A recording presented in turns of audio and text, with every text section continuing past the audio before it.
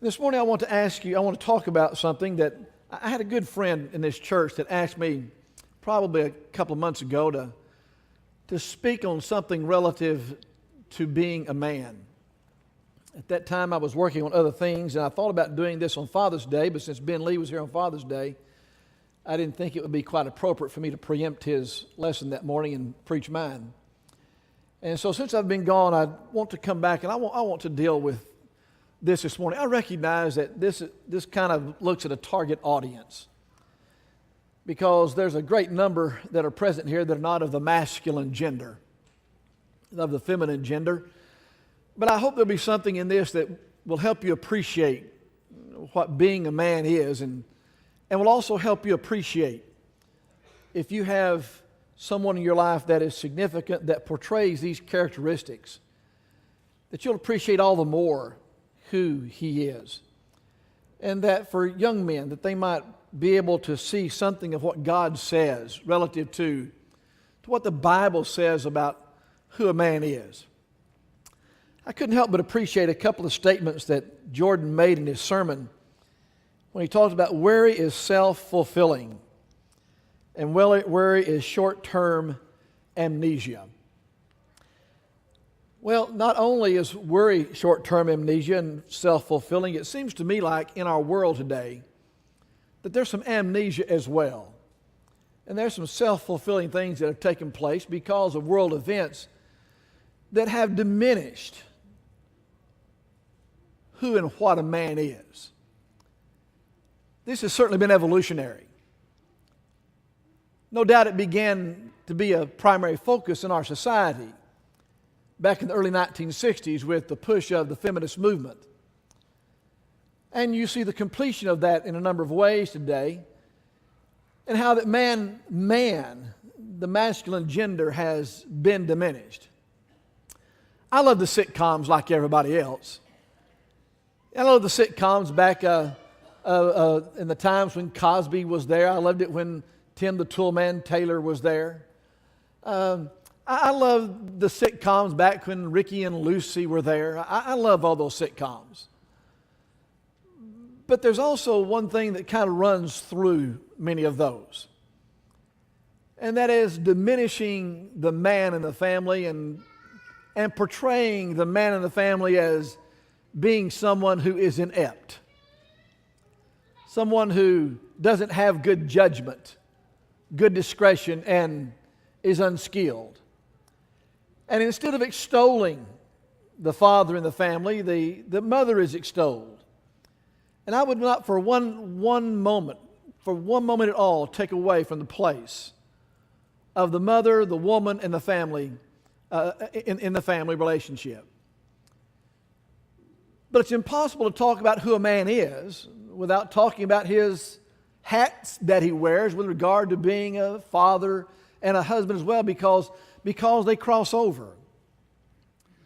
And the fact of the matter is that men are going to make an impact in this world. We're going to make an impact in our families. Whether it's from the nuts and bolts orientation, or whether we think we can sculpt across the Milky Way various visionary dreams, we're going to make an impact. And when I say I miss the days when a man was a man, and you knew who a man was, and you could tell who a man was. I'm not talking about the Rambo type of feature. I'm not talking about the Archie Bunker of the 70s, where he was opinionated and dogmatic and largely passive himself. I'm talking about a person of character. I'm talking about a person of discernment, of discretion. I'm talking about an individual who in his determination knows what he wants and knows how to go about accomplishing that and lead others in the accomplishment of that. In fact, the Bible portrays to us when we make men effeminate, that it has a very deleterious effect on society itself. Paul will talk about Romans chapter 1, when the natural use of man was laid aside, and instead of having woman, he had man with man and woman with woman. As society began to coalesce itself into metropolitan areas, things seem to have become much more gender neutral. In fact, I was watching the news one night when Jody and I were in a hotel, and there was a church that was having a council, and that council was challenging the council cardinals to be able, this wasn't the Catholic Church, but the council board, if you will, to be able to rewrite the Bible as being gender neutral. And that it was probably going to take them about 2 years to do so. I thought to myself, they must not have word processing. But nonetheless, it was going to take them a while to work through what that was. And so you see even in religion, the neutering of masculinity. And no doubt, there have been abuses that men, the masculine gender, are guilty of. I would not apologize at all for any of those. But abuses aside, things in the norm, all things being equal, we've dumbed down the role, we've dumbed down the importance of who and what a man is. And so I want to talk about just a few things. This is not an exhaustive list. It'd be impossible this time to make an exhaustive list. And furthermore, I'm not sure I'm smart enough to do that. So I want to offer a few things to you to consider when we think about just what is a man. As I direct you to Psalm 23, I'm going to ask you to leave there, put your marker there, and turn with me first of all to Genesis chapter 3. In Genesis chapter 3. Because in Genesis chapter 3, I think you see one attribute of what being a man really is. And you see a man is someone who protects. In fact, you see this in Genesis chapter 3, beginning in verse 1. Now the serpent was more cunning than any beast of the field which the Lord God had made. He said to the woman, God has indeed said, you shall not eat of every tree of the garden.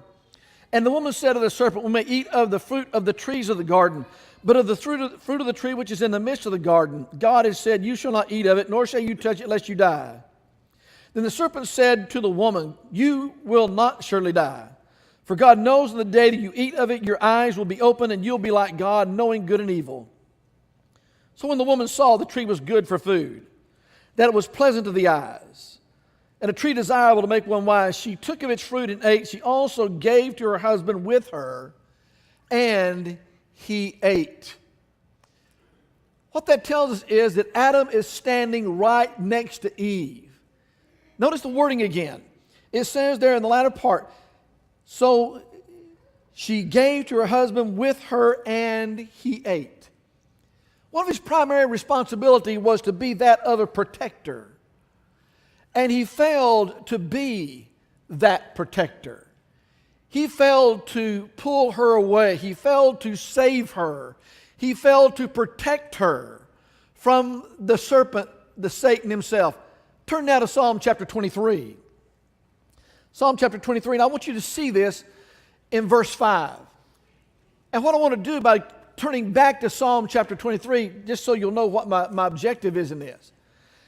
Psalm chapter 23 begins by saying, the Lord is my shepherd. And so you're looking at the shepherd who is considered a Lord. And here I'm looking at this psalm. While I recognize this is not a psalm about being a father or a man in and of itself, I'm looking at this psalm to take a lesson from it, to see who and what a man is and what a man does. And so here you have this shepherd, and what was part of the role of the shepherd? Notice in verse 5, he said, you prepare a table before me in the presence of my enemies. Did you get in those two passages the idea, the responsibility of a man is to be a protector? Man is to be a protector. You know, there's so many things that we have to say no to. That when we have the opportunity to say yes, we need to say yes. But there's a warning that comes with that. When we say yes, we must be ready for the next step. This obviously is very dated. When I mention the individual, you'll know how dated this is. But when the Captain America of America's team, Roger Staubach, was interviewed back in the 70s, Staubach had girls And he was asked in an interview, why won't you let your girls, and they were about 12 or 13 at the time, the oldest, why won't you let them wear makeup? And Staubach's reply was, well, it's not that I have anything against makeup. It's just that I'm not ready for the next answer that comes after that. And so while there are many no's that we have to say, when we say yes, we understand we say yes, but we understand what comes after that yes. And when I think about protecting, I think about that. When I think about man being a protector, our young people, our children in our families, even up into their upper teenage years, there's so much about this world that they don't know. There's so much experience in this life that they don't have. And there's so many dangers in this world that they're not aware of.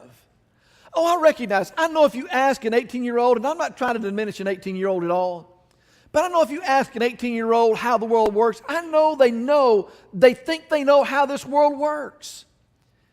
If you ask an 18-year-old girl how boys work, she will tell you how boys work, but she has no idea how boys work.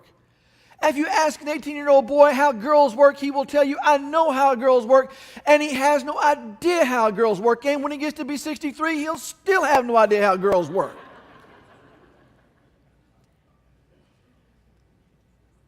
And so there's a protection that is there because of an inexperience and a naivete that is there simply because of the age that they are. It's not an accusation. It just is the way that it is. And we're not going to change that. And when I think about protecting, I think about protecting girls from girls. Girls being bullies. I know girls are made of sugar and spice and everything nice. But so I'm told by those of the feminine gender more closely to me that more cruel than boys can be are girls. That girls pack together and girls can be more cruel to girls than boys will be to boys. And so there's bullying that goes on with the girls, but we also need to protect our girls from boys. Because there are boys who have one objective with a girl, and it's not her purity. It's not respecting her. It's not her well-being. It is simply to conquer and conquest. And then we need to protect our boys. And we need to protect our boys from boys because boys will be bullies. And we need to protect our boys from girls because boys have no idea how girls function and how girls seduce. I know this is really not part of the story of Ruth, but it's always an enamoring thing to me. When you have in Ruth chapter 2, after Ruth has been out in the field working all day, and she comes back with a lap full of stuff, a lap full of food for her and Naomi to eat. Naomi asked her, where'd you get that? She said, well, I got it out here in the field. This was all the leftovers. Well, whose field was that? Well, that was Boaz's field.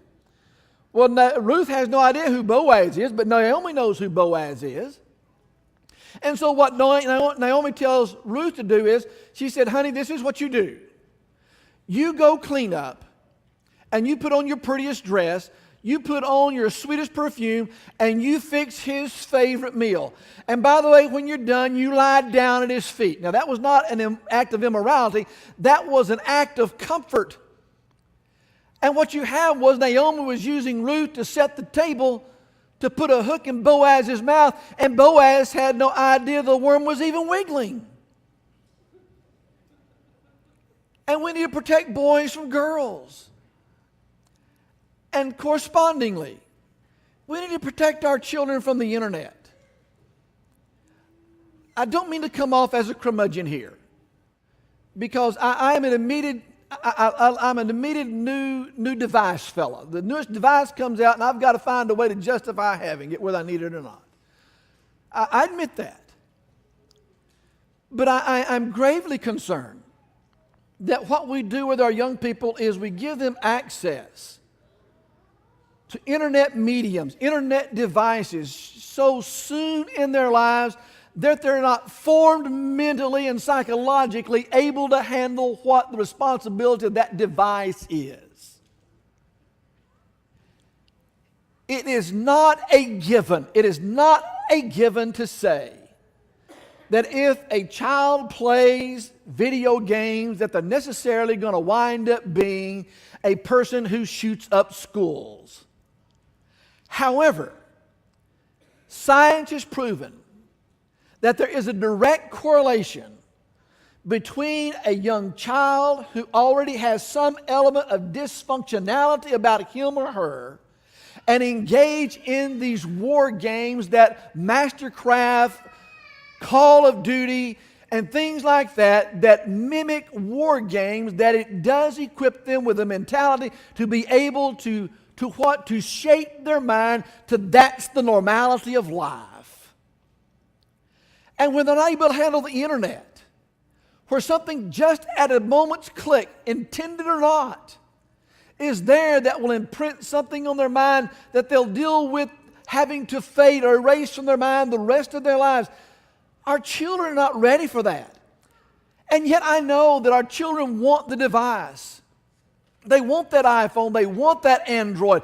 A fold-up phone where you have to tap number 1 to get the C, A, B, C, to get just a text with the C is not the thing that you wanted. It's not in vogue. It is a status thing for a young person in junior high or high school or even higher elementary age to have that device. But parents, they're not able. Science has proven, tests have proven, research has proven, they're not mentally developed enough to be able to handle what the responsibility of that device produces. We need to protect our children from the internet and from those social devices. And we need to protect them from social media. We need to teach them with regard to social media. Just as I would speak to someone face to face, so I need to be able to speak to that one on social media as well. That because there's an anonymity there does not give me license. Does not give me license to misbehave with social media. That there's a responsible way to be able to handle that. Fathers, we need to protect our children from that. We need to protect our children from that. Why? Because it is the responsibility of a man. A man protects. That's what a man does.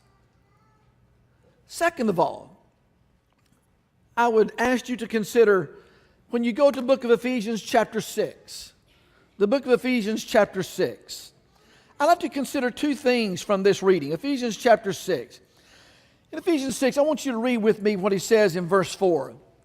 And you fathers, do not provoke your children to wrath, but bring them up in the training and the admonition of the Lord. That idea of training or nurture looks at the idea of instructing. We need to instruct our children with regard to morals. We need to instruct our children with regard to values. We need to instruct our children with regard to lifestyles. We instruct our children to be respectable, to be respectful to other people, whether they're older or not. I know it's not really the socially acceptable thing to say yes, sir, and no, sir, yes, ma'am, and no, ma'am. And I was always amazed when the kids were growing up and we were trying to teach them that, and they would say yes, ma'am, or yes, sir to somebody old, and they'd say, oh, don't say that to me, that makes me feel older. It wasn't about you. It's about them. I don't care whether you like it or not. I'm trying to teach them some element of respect for others. I'm trying to instruct them that way. It has nothing to do with your age or lack thereof. It has to do with the responsibility that I have as a father to instruct them. And then he also talks about here, bring them up in the nurture and admonition. That admonition looks at the idea of discipling. Bring them up in the nurture and discipling of the Lord. What that means is then as fathers, we are disciplers. That means our children are our disciples. Now, when you define one who is a disciple, you define one who is a follower. I only know something about master arts because some of you have told me something about master arts. But one thing that those of you who are involved in that particular genre of activity have told me that you have a sensei, you have a master. And the first thing that master teaches you is, you do what I say. And when you don't follow that sensei, you get a strong rebuke from the sensei, because he's trying to teach you, to train you, to disciple, to follow him. And folks, that's what the Lord did with his disciples. He was the master. They were the disciples. And he's teaching them to follow him so that his ways become their ways, just like that master art instructor. So his moves, his techniques, his teaching becomes the moves, the teaching, the techniques of the one that he is training. And even so, we are discipling. Fathers, we are instructors, we are disciplers. We are ones who are teaching our children to follow. Now I realize that along the way, there's going to be headbutting that takes place. But simply because there's headbutting that takes place does not mean I relinquish being who I am as a man. That responsibility still resides with me, whether headbutting is there or not. If it's all favorable, that doesn't mean it's okay. If there's headbutting, that doesn't mean I relinquish that. I still have the responsibility of discipling that person, even though they did resist. But that, first of all, means I must have been able to instruct and have been a disciple myself. I must have mastery over myself. I must be the kind of person that if I'm going to instruct and to disciple, to keep their word, that I must be able to keep my word. It must be that if I have vowed to my wife that she's going to be my partner till death do I part, that I as a father demonstrate the keeping of my word and her value, and disciple to my son that he keeps his wife till death do her part. I don't do my son a favor whenever I avoid being a man by violating my word. I must also have mastery not over my own, but my own values. If I'm going to teach my children respect of others, I too must also demonstrate respect for others, both young and old. But I also must be respectful of them if I want them to be respectful of me. But I also need to be there. I need to be present. I can't disciple. I can't instruct if I'm absent. I must be present. And when I'm present, I must be able to keep my word, my promises that I have made to them. When I promise them, we'll do this and we'll do that. You see, our sons, our daughters are learning something about values. They're learning something about instruction. They're learning something about what it means to be a disciple because they see a man in their family instructing and discipling them. The third thing I would ask you to consider is found in 1 Thessalonians chapter 2. Before you turn there, turn to 1 Timothy chapter 3. Then we're going to turn to 1 Thessalonians 2 as I ask you to do. But there's something interesting to me that takes place as a byproduct of 1 Timothy chapter 3. In 1 Timothy chapter 3, he talks in verse 4 about a man who would be an elder. He says, one who rules his own house well, having his children in submission with all reverence. Turn to 1 Thessalonians 2 now. One who rules well his own house. That idea of one who rules, the idea of rule means to stand before. He's not talking about someone who with an ironclad fist intimidates or causes fear. What it means is here is one who stands before. He stands before his family well. Well, in 1 Thessalonians chapter 2, I think we have a passage here that Paul uses to illustrate what that would look like. Now, let me put this parenthetical thought. 1 Thessalonians chapter 2 is not about being a father, although he's going to mention it. 1 Thessalonians 2 is not about being a man, though he's going to use some representations in that. 1 Thessalonians chapter 2 is Paul telling the Thessalonians how he acted when he was with them and how genuine he was with them. The church in Thessalonica was among the first that Paul had established.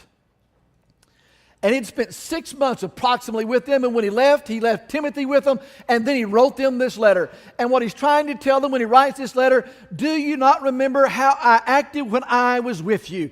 And he's going to make a couple of references. He's going to make a reference to a nursing mother. And he's going to make a reference to a father.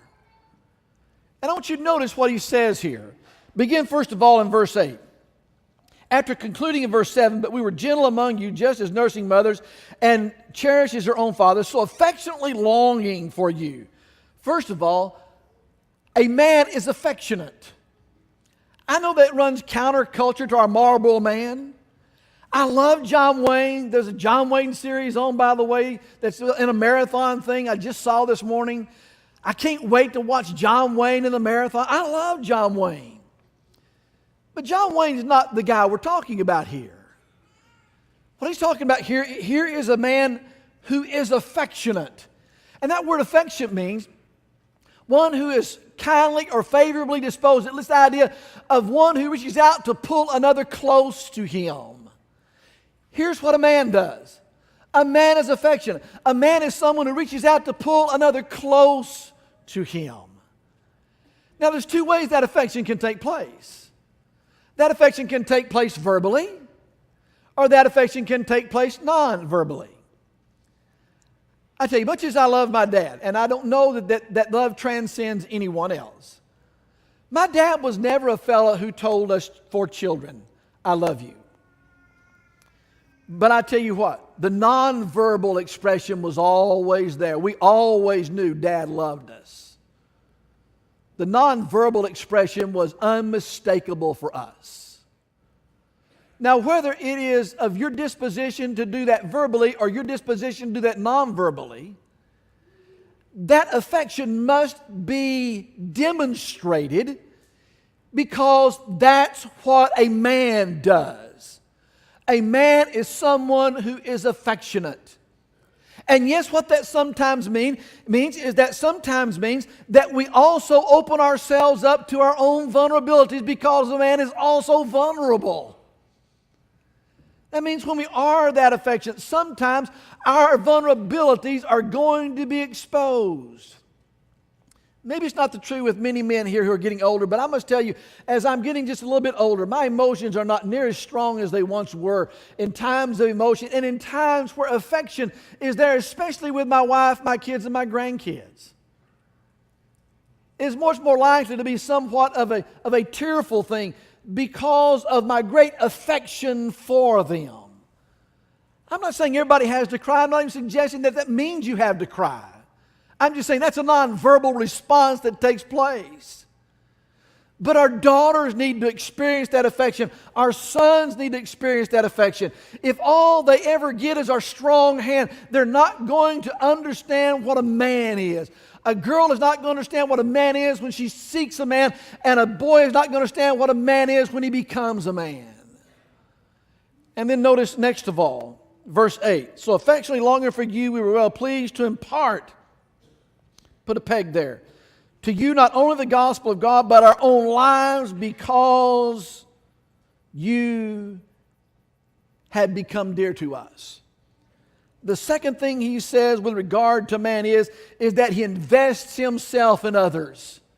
And that's that word impart. There's the peg. That word impart means what I'm doing is I'm taking my life and I'm investing, I'm making my life seen in you. I'm giving you part of my life. A man is someone who shares his life with someone else. Now, here's where that becomes important. That becomes important if you have a daughter. And that daughter who begins to look for a husband, someone with whom she might be kindly affection toward. She may not know how to come to you to ask what it means to try to find someone, but because you have that affection and that sensitivity toward her, you are investing yourself in her to show her what a man is to be. You are imparting something to her. You are putting your life into her life. And as I said in the introduction, as men, we're going to make a mark on people's lives, whether it's nuts and bolts or whether we're the artist that tries to paint a sculpture across the Milky Way. We are going to invest ourselves in the lives of people. We're going to leave a mark on others. Others are going to be seen through us. If you have a mentor of any kind, you probably bear some semblance, some attributes, some habit, some inclination, some twist of the mouth, some mannerism that is indicative of who that mentor was for you. Why? Because something has been imparted to you. Someone else has made an impression on your life.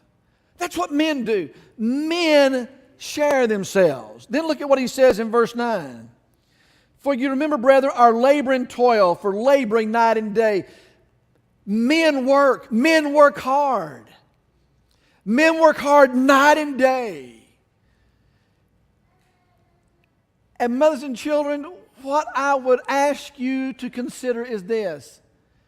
If you have a husband, if you have a father, if you have that man in your family who works hard night and day for you, and sometimes that means that he's not present when he wants to be present or when you would like for him to be present because he is working hard night and day for you.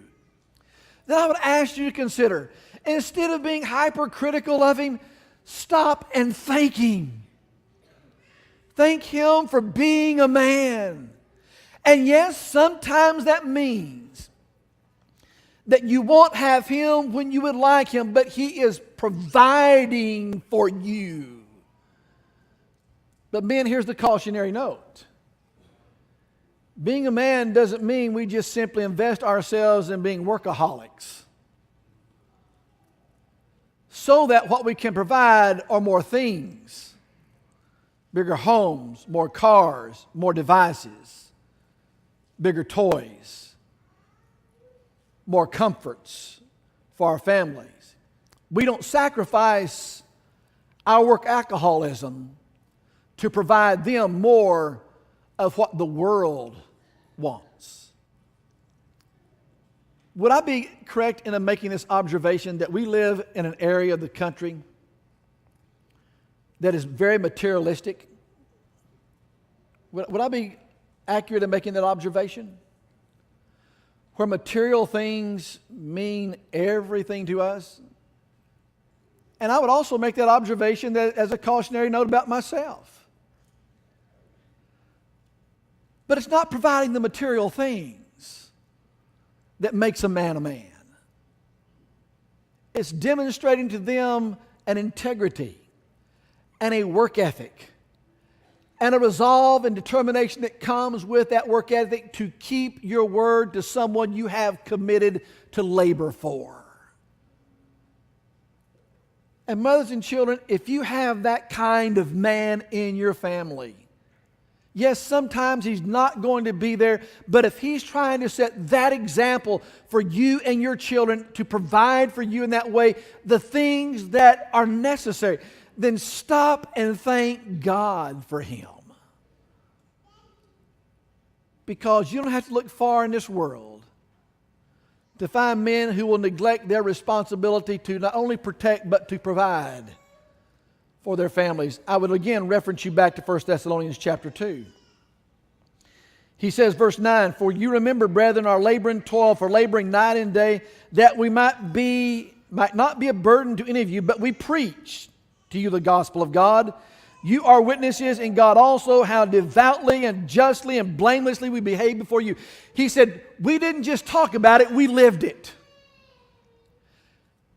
Is the gospel sufficient? Absolutely. Is the gospel necessary? Absolutely. But it's also absolutely necessary that we as men live what we talk.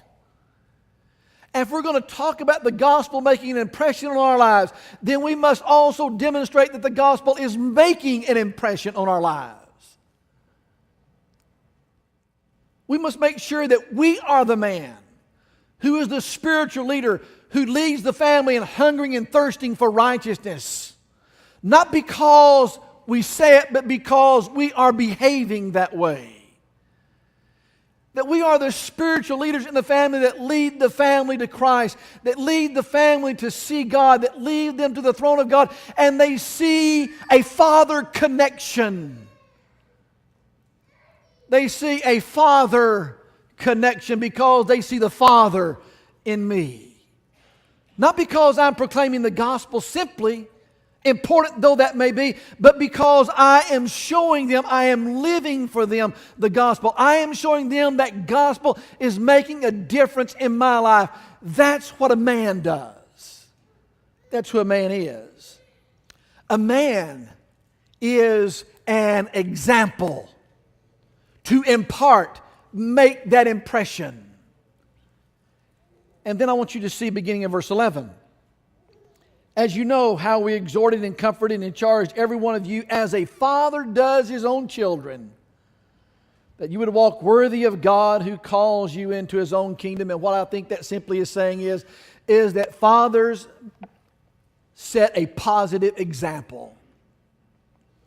I want to ask you, wives and children, do you think of your husband and or father as being that positive example? Is that what you think of when you think of your husband or your father?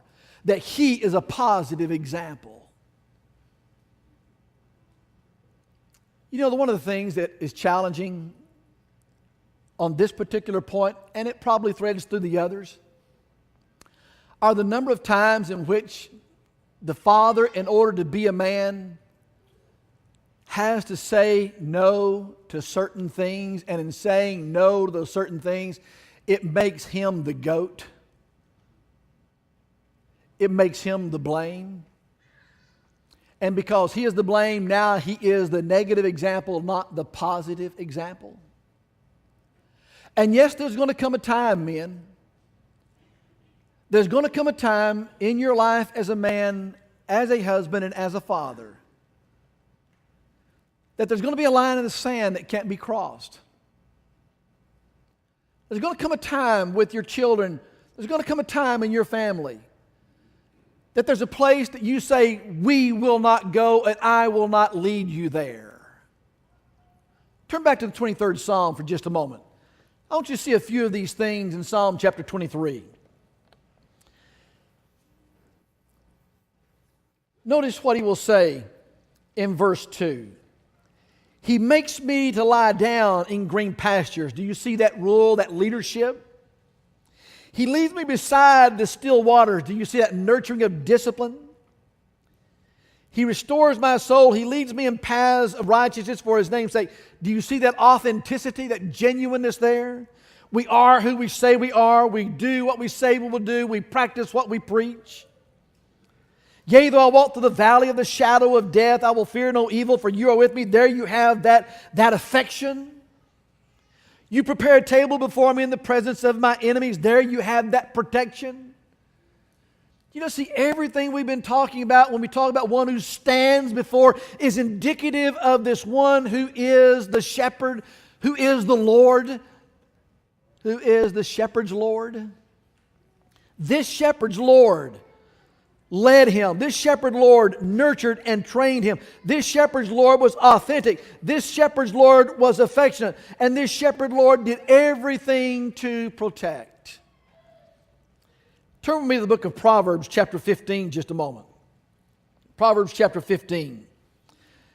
I love this statement in Proverbs chapter 15 in verse 14 because he says, the heart of him who has understanding seeks knowledge, but the mouth of fools feeds on foolishness. Did you get two words that are key there? Seeks and feeds. The one who has understanding seeks knowledge. The mouth of fools feeds on foolishness. What are we seeking and what are we feeding? Look in the 16th chapter and verse 24. 16th chapter and verse 24. Pleasant words are like a honeycomb, sweetness to the soul and health to the bones. Are the only words our children ever hear are the callous and angry and bitter words? Or do they hear words of affirmation, words that build, words that instruct, words that nurture, words that are kind? And yes, when it comes to that line that's drawn in the sand, sometimes there is an anger that is a right response. But it is an anger that is controlled by sweetness of words that are that are sweetness to the bones.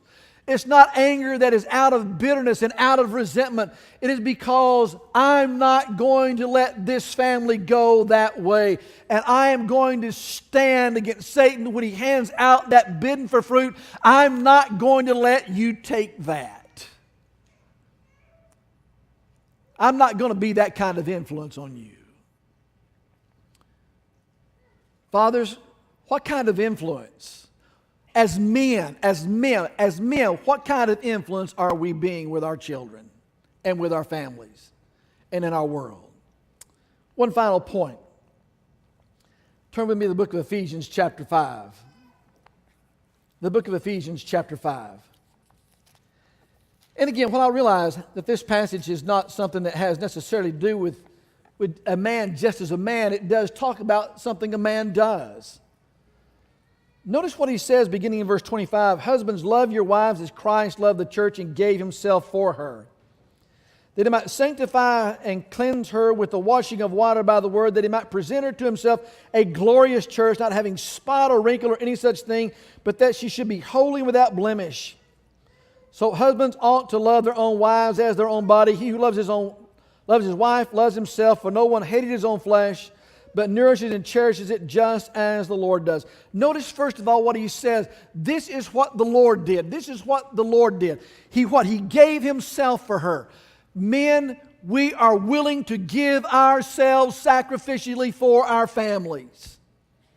There's no high price to pay.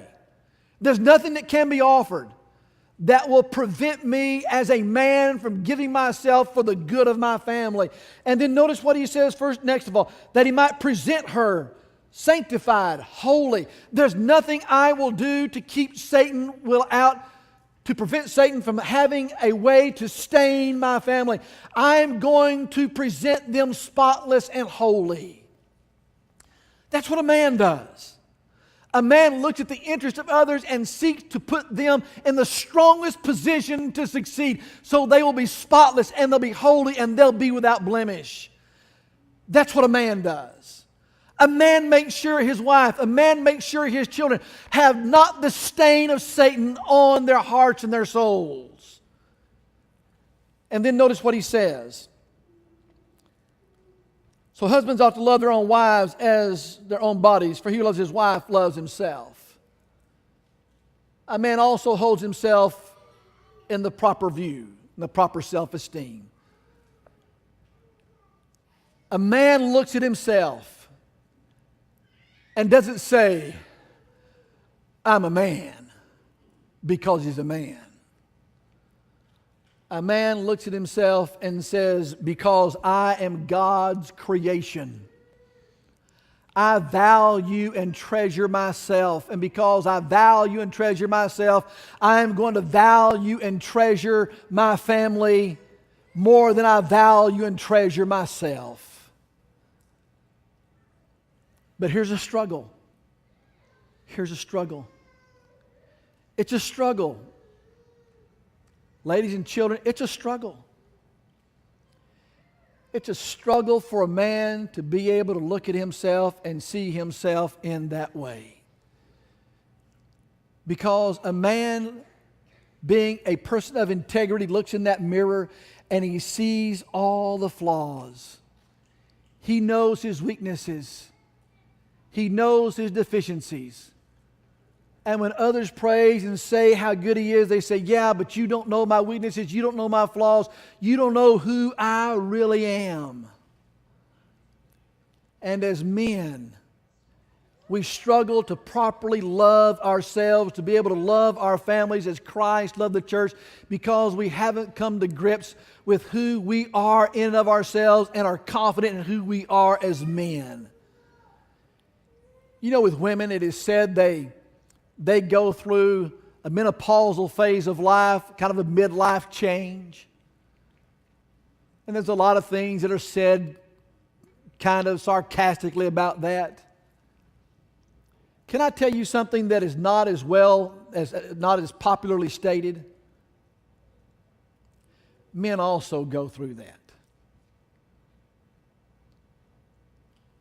I tell you, when you're 20 and when you're 30 and you are strong and you can conquer the world, climbing Mount Everest is just nothing but a leap for you. But then life experiences begin to take a hold. And when life experiences and failures begin to exact their toll, jobs lost, hearts broken, family struggles, and then as you begin to age and you see the encroachment of the years begin to advance upon you, and you look at that day which retirement is before you and you say, but I have not provided for myself or my family in that, and I don't know what I'm going to do with myself, and I wake up the day after I retired and say, what do I do with myself now? When you're 20 and 30, you don't need that. You can blow the doors off in whatever direction you want to blow the doors off. Just ask me where the doors are at and I'll blow them off. But I tell you, when life advances and life experiences happen, you reach that point in your life as a man in which you ask yourself, what have I accomplished? And what am I doing? And where am I going? And that day, that moment, is the day in which whatever self-esteem you had comes crashing down. And you take that stark look at yourself and you say, who am I and what have I done? I'm not what I thought I would be, and I'm not who I thought I would be. Then how in the world can I, as a man, be a man and sacrifice myself for my family, present them in the best light to be a success, and love them as I love myself because I can't even see myself that way? That's a man. And that's what a man struggles with.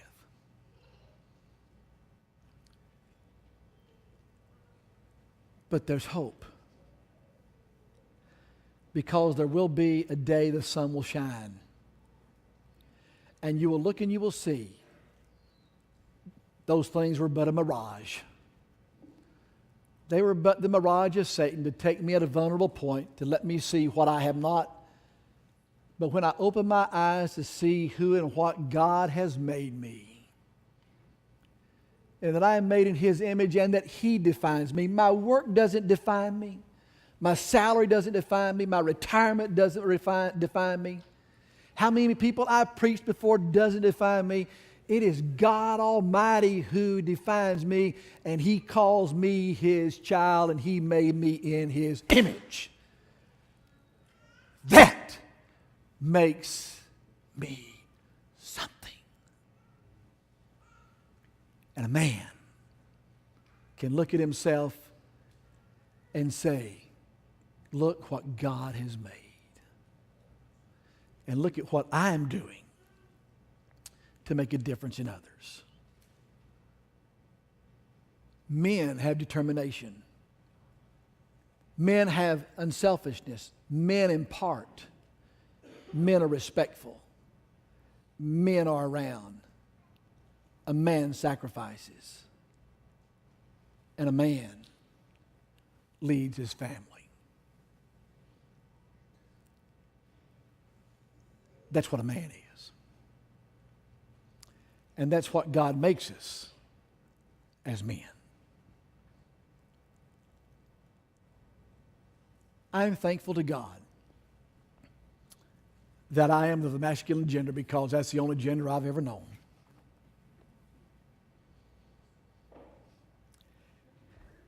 And I wouldn't trade it for all the things in the world. And I wouldn't trade what God enables me to do for anything in this world. But He has placed a tremendous responsibility on my shoulders and on yours, men. But I think every man in this audience is up to the task and can rise to the challenge. If we can help you this morning be right in some way with God, we invite you to come while we stand and while we sing.